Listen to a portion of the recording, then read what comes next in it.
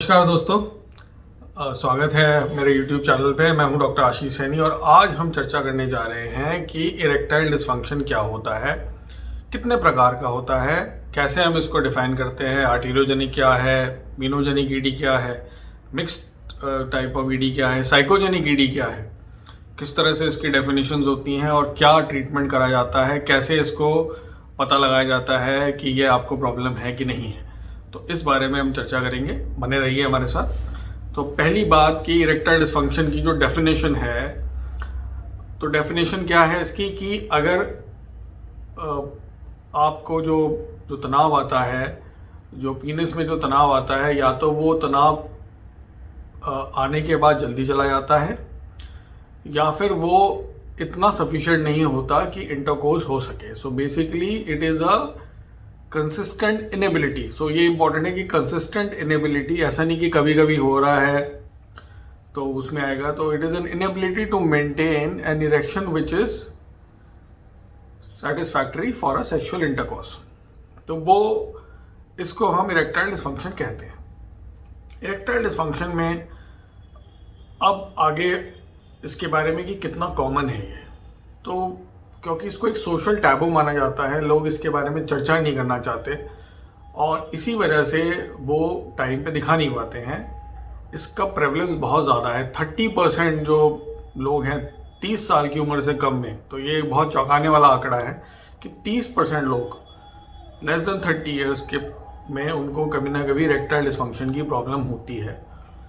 उसमें से सिर्फ 10% से भी कम लोग जो हैं वो हमारे को दिखाने आते हैं या वो सही डॉक्टर के पास पहुंच पाते हैं। इरेक्टाइल डिसफंक्शन में कुछ लोग कहते हैं कि भाई साइकोजेनिक ईडी होता है। साइकोजेनिक मतलब कि हम सोच रहे हैं, तो कुछ लोग का ये मानना होता है कि भाई अगर आपको हमें काम, इतना ज़्यादा काम है, हमारे पास समय नहीं है, सुबह से शाम तक हम ऑफिस में रहते हैं और मौका ही नहीं मिल पाता है कोई रिलेशनशिप को बनाने का, तो इसलिए मुझे साइकोजेनिक ईडी हो गया। तो साइकोजेनिक ईडी ऐसा नहीं होता है। साइकोजेनिक ईडी में ये है कि कभी ना कभी आपको कोई सेक्सुअल इंटरकोर्स ऐसा रहा जिसमें कि लगा कि आप परफॉर्मेंस नहीं दे पा रहे हैं या फिर आप सेटिस्फाई नहीं कर पा रहे हैं, तो हमारे ब्रेन के अंदर एक सिग्नलिंग होने लगती है जिसमें कि हमें लगता है कि परफॉर्मेंस एंजाइटी होने लगती है और इरेक्शन को उसको एंजॉय करने की जगह आप ये सोचने लगते हैं कि भाई शायद मैं इरेक्शन सही से नहीं हो पाए, अगर होगा तो हो सकता है सस्टेन ना हो पाए, हो सकता है कि मैं अपने पार्टनर को सेटिस्फाई ना कर पाऊँ और इसलिए आप डरने लगते हैं। तो उसको साइकोजेनिक ईडी कहा जाता है। बजाय इस पे कि मैं बहुत ज़्यादा स्मोकिंग करता हूँ या फिर मैं बहुत ज़्यादा, मेरे पास समय ही नहीं है, मेरी पार्टनर के पास समय नहीं है तो मुझे साइकोजेनिक ईडी है, मैं ऐसा नहीं है। तो साइकोजेनिक ईडी इज़ डिफरेंट, इसको ट्रीट करा जाता है डिफरेंट तरीके से। अगर आपको इरेक्टाइल डिसफंक्शन की प्रॉब्लम जो है कंसिस्टेंट है और 6 महीने से भी ज़्यादा हो चुके हैं, तो ऐसे केसेस में ऑर्गेनिक जो है वो ऑर्गेनिक ईडी को देखना बहुत ज़रूरी होता है। इसमें सबसे ज़रूरी जो ऑर्गेनिक ईडी में आता है, वो पहला साइन जो मैं कहता हूँ पेशेंट्स को, और आप भी इसको देख सकते हैं कि अगर आपको मॉर्निंग इरेक्शंस, जो अर्ली मॉर्निंग बोनर है, अगर वो आपका कम हो रहा है या फिर वो ख़त्म हो गया है या फिर उसकी कंसिस्टेंसी पहले जैसी नहीं है, तो ये पहला मार्कर होता है इरेक्टाइल डिसफंक्शन का, जिसमें कि ऑर्गेनिक यानी कि कोई एंड ऑर्गन में कोई कॉज तो नहीं है, उसको ढूंढना बहुत ज़रूरी है। तो हमारे पास ऑर्गेनिक ईडी के साथ जब पेशेंट आते हैं तो हम उसको कैसे देखते हैं, तो पहले तो ये सारे जो लाइफस्टाइल वाले फैक्टर्स हैं वो देखे जाते हैं। इसके अलावा कुछ हार्मोनल की जांच होती है जिसमें देखा जाता है कि भाई कोई ऐसी ब्लड में कोई ऐसी कमी तो नहीं है, कोई हार्मोनल सिग्नलिंग में कोई ऐसी दिक्कत तो नहीं है जिसकी वजह से ईडी हो रहा है। इसके बाद जो है वो हम हमारे सेंटर पे जो एक्सेल एडवांस यूरोलॉजी सेंटर है, हम पेनाइल डॉपलर्स करते हैं। पेनाइल डॉपलर्स करते हैं और ऑफिस बेस्ड टेस्ट करे जाते हैं जिसमें कि दवा दी जाती है सिल्डेनाफिल, और देखा जाता है कि इरेक्शंस हो रहे हैं कि नहीं, और उसके बाद जो है पेनाइल डॉपलर करा जाता है।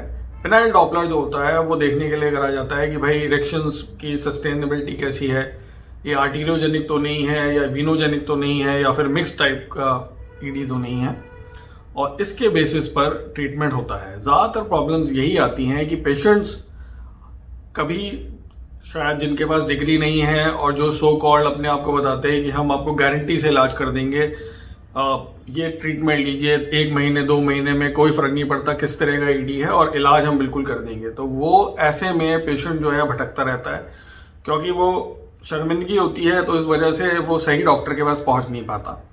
और कई बार मेरे पास पेशेंट जो है 10-10, 15 साल के बाद आते हैं कि डॉक्टर साहब हम बहुत दिनों से परेशान थे और अब हमें दिक्कत हो रही है और हमारा बहुत ज़्यादा पैसा भी खर्च हो गया और हमें फ़ायदा भी नहीं हुआ।